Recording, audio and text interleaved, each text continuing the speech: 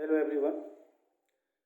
मैं आपके सामने फिर उपस्थित हुआ डॉक्टर नरेश कुमार साहब। आज मैं बताने जा रहा हूँ बीए सेमेस्टर 2 का जो है पेपर 3 के अंतर्गत जो है यानी मौर्यकालीन सामाजिक जीवन यानी मौर्यकाल की जो है सामाजिक जीवन कैसी थी, इस व्यवस्था पर हम चर्चा करने जा रहे हैं।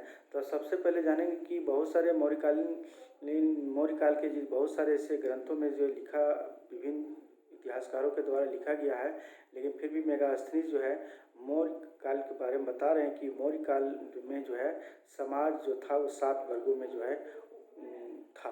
उन्होंने उल्लेख भी किया है और वह 7 जो था वो हमारा दार्शनिक, कृषक, ग्वाला, शिकारी, व्यापारी, शिल्पी और मल्लाह। इस तरह से देखते हैं कि बहुत सारे ऐसे सैनिक, प्रतिवेदक, गुप्तचर, अमात्य इस तरह से थे। लेकिन कौटिल्य ने जो बताने का प्रयास किया कि ब्राह्मण, क्षत्रिय, वैश्य, शूद्र का कौटिल्य ने जो है उल्लेख किया है। मेगास्थनीज ने जो है दार्शनिक वर्ग को जो ब्राह्मण बताया, जिनका समाज जो है बड़ा समाज में बड़ा आदर होता था उसके बारे में, और वेशभूषा उसकी बहुत बड़ी नहीं तो बड़ी साधारण जैसी थी। वे लोग जीवन जो था अपने गंभीर अपने जीवन यापन किया करते थे, लेकिन इनमें से कुछ जंगलों में लोग जो है निवास करते थे। तो इस तरह से देखते हैं कि लोग फल फूल भी खाते थे और वृक्षों को के छाल को भी वस्त्र पहनते। इस तरह से जो है मेगास्थनीज ने जो है उल्लेख किया है।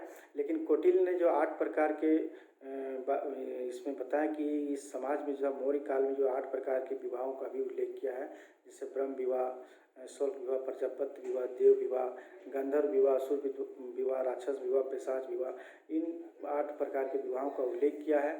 ब्रह्म विवाह जो है के बारे में बताया है कि वैदिक मंत्रों से सिद्ध होता था और यह सकारात्मक होता था। और इस तरह से शुल्क विवाह जो था शुल्क से सिद्ध होता था, यानी इस तरह से इसमें यही होता था, एक जोड़ी बैल देना पड़ता था और इसमें शुल्क देने की जो है विवाह की जो है पूर्णता जो है पूर्ण रूप से मानी जाती थी। यहाँ देखते हैं कि प्रजापत्य विवाह में जो है ब्रह्म और शुल्क दोनों भी मिले हैं, यानी दोनों प्रकार के मिले हैं। इस प्रथा के अनुसार जो बताते हैं कि एक साथ मिल करके जो है धर्म का आचरण करना ही विवाह का ही एक लक्षण था। देव विवाह में भी हम देखते हैं कि पुरोहितों को जो कन्या देने से होता था। यहाँ तक कि गंधर्व विवाह का बताया जाता है इसमें कि ये जो लड़का और लड़कियाँ जो थी प्रेम विवाह करते थे। असुर विवाह में भी जो है स्त्रियों या लड़कियों को जो है खरीदी जाती थी। राक्षस विवाह में जो है लड़कियों को जो था युद्ध में जब हार ली जाती थी, तो युद्ध से जो हार ली जाती थी। पिशाच विवाह भी जो है घृणित व्यवस्था थी। तो इस तरह से जो है विवाह के बारे में जो है लिखा। राक्षस विवाह में स्त्री युद्ध में जो हार जाता था। तो इस तरह से बहुत सारे 8 प्रकार के बताए, लेकिन पहले जो 4 विवाह जो था वह धर्म विवाह माने जाते थे, और जो लास्ट 4 जो हमारे हैं वह अधर्म विवाह के रूप में जो है मानते हैं। तो इस तरह से जो है हम देखते हैं कि मौर्यकालीन जो समाज में था एक नियोग प्रथा भी प्रचलित थी, और यह प्रथा जो था राजा और सरदारों में बहुविवाह की प्रथा भी थी। धनी वर्ग जो थे वो लोग भी करते थे, क्योंकि कौटिल्य ने जो था वैवाहिक संबंध का जो है विच्छेद वर्णन भी किया है। और इस तरह से देखते हैं कि हमारे स्त्रियों का जो समाज था उस समय उच्च स्थान था, उन्हें संपत्ति का भी अधिकार था, और साथ साथ हम देखते हैं कि पर्याप्त स्वतंत्रता प्राप्त थी। घरों की स्त्रियां जो था मर्यादा जो है में रहते थे, और पर्दे की प्रथा भी थी। कौटिल्य ने जो है अनिष्कानी नाम चर्चा की है, क्योंकि बाहर ना निकलने वाली जो है स्त्रियों को अनिष्कानी कहा है, और इन स्त्रियों को उल्लेख किया है। तो बहुत सी स्त्रियां जो था दर्शन शास्त्र की भी अध्ययन किया करते थे, और हम देखते हैं कि वह अपना संयम जो है का जीवन जो है बहुत अच्छे तरीके से जीवन व्यतीत करता था। इसमें 2 प्रकार की जो शिक्षित नारियां होती थी, एक ब्रह्मवादिनी के रूप में और दूसरा सधोवाहा के रूप में। क्योंकि ब्रह्मवादिनी जो महिलाएं जो होती थी वह धार्मिक ग्रंथों को जो है पूरा जीवन भर जो है अध्ययन करती थी, और सधोवाहा जो है अपने अध्ययन जो करता था केवल विवाह पर्यंत तक ही करते थे, यानी विवाह तक ही जो अपना पढ़ाई लिखाई करती थी, विवाह के बाद छूट जाती थी, उसे सधोवाहा कहा जाता था। तो इस तरह से हम देखते हैं कि उपाध्याय और उपाध्यायी भी बहुत सारे से लेखों में अपने चर्चा मिला है, क्योंकि अध्यापकों की जो पत्नियां हैं उपाध्यायों से भिन्न थी। तो ऐसे बहुत सारे बातें हैं जो इनके बारे में लिखी। कुछ स्त्रियां ये भी थी कि संगीत का, नृत्य का, चित्रलेखन का, ललित कलाओं में जो है काफ़ी निपुण थी। इतना ही नहीं कि सैनिक व्यवसाय अपनाने के लिए जो स्वतंत्र थी, यानी सैनिक उस व्यवसाय को भी जो लोग अपनाते थे। तो मेगास्थनीज जो था वह चंद्रगुप्त की जो है महिला अंगरक्षिका का उल्लेख किया है। यानी चंद्रगुप्त मौर्य का जो है उसकी अंगरक्षिका थी, उसका उल्लेख जो था हमारे मेगास्थनीज ने किया है। और उसके शब्दों में मेगास्थनीज कहते हैं कि वे कुछ स्त्रियां रथों पर और कुछ जो है घोड़ों पर, कुछ हाथियों पर, रथों पर जो है बैठा करते थे और वह प्रत्येक प्रकार के सशस्त्र से सुसज्जित होते थे। यानी सभी अस्त्र शस्त्र को जो है सुसज्जित होते थे अपने को स्त्रियाँ। ऐसा मालूम पड़ता है कि वे किसी आक्रमण के लिए जा रही हो। तो ऐसे लेकिन सैन्य व्यवसाय की जो ग्रहण करने वाली जहाँ बात थी स्त्रियों में अधिकांश वो विदेशी जातियों की होती थी, क्योंकि महिला अंगरक्षिकाओं का उल्लेख अर्थशास्त्र में भी हुआ है।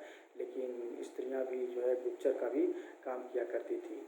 तो गणिकाएँ क्या आता है समाज में कि गणिकाएँ समाज में एक वेश्यावृत्ति जो है का प्रचलन था उस समय, क्योंकि कौटिल्य अर्थशास्त्र ने इसका पूरी तरह से अध्ययन जो है विस्तृत रूप से किया है।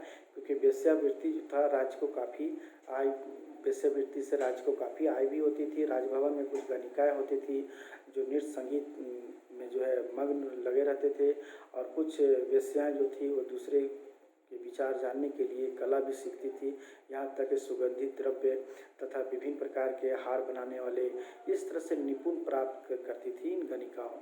तो बहुत ही क्रूर और छली और धन लिप्त में जो है गणिकाएँ भी होती थी, क्योंकि गणिकाओं की जो नर्तकी होती थी वह नर्तकी सामान्य या रूपा जीवा, वेश्या, देवदासी इस नाम से जो है पुकारा जाता था इन लोगों को।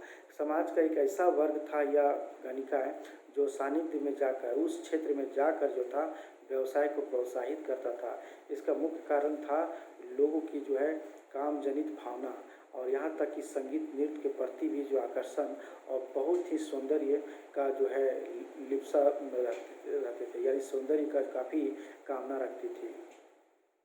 एक आते थे कि मौर्य काल में एक देवदासी प्रथा के बारे में, क्योंकि शास्त्रियों और शिलालेखों से भी पता चलता है कि दास प्रथा भी प्रचलित था। लेकिन हम देखते हैं ये हमारा देवदासी जो प्रथा है इसका उद्भव तो हमारा बौद्ध युग से यानी 3री शताब्दी ईसा पूर्व से ही हो चुका था, क्योंकि यूनानी लेखकों ने जो है देवदासी प्रथा का भी जो है उल्लेख किया है। यहाँ तक कि जब तक भारत में जब ये देव मंदिरों का जब निर्माण जब शुरुआत हुआ था तो उसके वैभव और ऐश्वर्य को जो है लुभाने के लिए उसको ये सब योजनाएं जो है बनी हुई थी। पूजन करना या उसके समय में जो पूजन के समय में जो सुमधुर वाणी निकालना, देव स्तुति करना, ये सब सारे जो है सुंदर महिलाएं जो सुंदर होती थी वो देव मंदिर में नियमित रूप से जो है नियुक्त की गई थी। तो वही जो है देवदासी आजीवन जो है मंदिरों में समर्पित करती थी, तो वही देवदासी कही गई। और इसका मुख्य कारण कार्य था देव मंदिर में, यानी मंदिरों में जो था नृत्य, गान और संगीत का कार्यक्रम प्रस्तुत करना और वहाँ से लोगों को आकर्षित करना।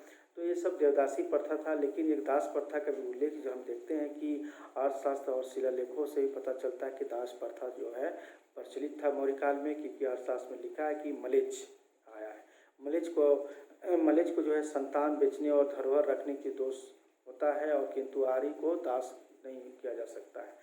तो इस तरह से जो है अशोक ने भी जो है अपने समय में दासों आदि भाड़े के जो मजदूर था उसका विभेद किया है, और उसके साथ जो है दया का व्यवहार करने के लिए भी जो है आदेश दिया है। किंतु यूनानी विद्वान बहुत सारे से हैं जो बताते हैं, एरियन जैसे महोदय जो है बताते हैं कि भारतीय स्वतंत्र है और उनमें से एक जो है भी एक दास नहीं है।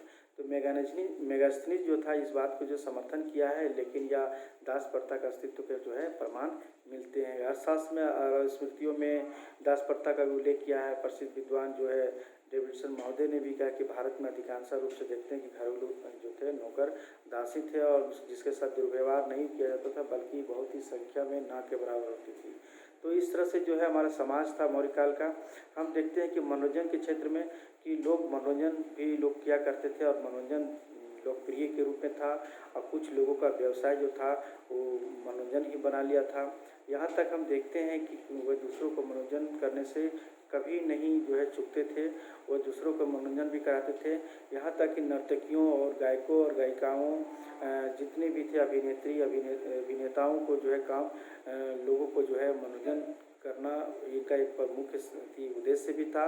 इसी से जीवन यापन इन लोगों का होता था। शास्त्र में ये भी बात कहा गया है कि व्यक्ति यानी जो व्यक्ति है जनता के आनंद उत्सव के लिए उसके संगठन में सहायता न दे तो वे अर्थतंत्र के भागी बनाया जाए। तो इससे बहुत सारे बातें हैं जो गांव में जो है सार्वजनिक जो है लोग रहा करते थे, यानी सामूहिक रूप से उत्सवों का जो है आयोजन भी किया हो जाता था।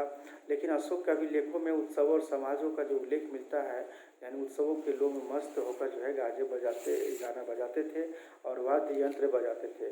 समाज में जो है उत्सवों को और संगठनकर्ताओं को जो था वह इस कार्य के लिए जो है राज्य की ओर से तो आर्थिक सहायता भी दी जाती थी। यहाँ तक कि देखते हैं समाजों में उत्सवों में जो था उस संगठन और में जो है बहुत ऐसे लोग थे कि जो है उस समाज और उत्सवों में देखते हैं संगठन लोग हुआ करते थे। सरस्वती, शिव, ब्रह्मा, ये सब बहुत सारे ऐसे देवताओं का भी आदर किया करते थे लोग। और विभिन्न अवसरों पर लोग जो है मनोरंजन के साधन के रूप में मल्लयुद्ध भी किया करते थे, जिनमें भाग लेने पर दूर दराज के जो है पहलवान आया करते थे। तो इस तरह से देखते हैं कि मनुष्यों और हाथियों को भी जो है पशुओं में द्वंद्व युद्ध भी किया करते थे। और ये साथ साथ जो रथ धावन भी होते थे, रथों को दौड़ाते थे और मनोरंजन का भी एक मुख्य साधन था ये सब। तो इस तरह से देखते हैं कि पाटलिपुत्र में इसकी अधिकता होती थी, क्योंकि रथों में जो है उत्तम बढ़िया अच्छे अच्छे बैल और घोड़े को जो है जोते जाते थे उस समय, क्योंकि मनुष्यों और पशुओं के मल्लयुद्ध के प्राय भीषण रक्तपात भी हुआ करता था। अशोक इस पर जो है काफ़ी पूर्ण रूप से जो है प्रतिबंध लगा दिया था। मनोरंजन के साधनों में हम देखते हैं कि साधारणतः नैतिक उनके माध्यम से जो है बतलाने का प्रयास किया। और बहुत सारे अशोक ने अभिलेखों से पता चलता है कि उन्होंने कहा है कि मैंने मनुष्य और पशुओं को जो द्वंद्व युद्ध था उसको बंद करा दिया। उसके स्थान पर आकाश की भांति दृश्यों की विभिन्न प्रकार की जो दृश्याँ होती है उनका चित्रण व्यवस्था किया है। और ये मनोरंजन के साथ ही जो है नैतिक शिक्षा में लोग इससे भाग लें। तो इस तरह से जो है अशोक ने जो है अपने अभिलेखों में बताने का प्रयास किया है। साथ साथ हम ये भी बताने का प्रयास कर रहे हैं कि कौटिल्य ने जो है अनेक प्रकार के जो है खेलों का भी उल्लेख किया है कि किस तरह से खेल किया। ऐसे खेल तमाशों का भी एक बहुत सारे मनोरंजन का साधन था, जिसमें नट, नर्तक और गायक, वादक जितने भी होते थे, इस तरह से जो है उस समय नर्तकियाँ जो था अपने जीवन यापन करते थे नर्तकी करके। लेकिन एक बांस की बल्ली, बांस रस्सी पर चढ़कर खेल भी होती थी और ये भी दिखाने वाला होता था, इसको प्लवक कहते हैं। बाजीगर होते थे, मनोरंजन के साधन के लिए जीवन यापन ये सब क्या करते थे। तो तब ये हम देखते हैं कि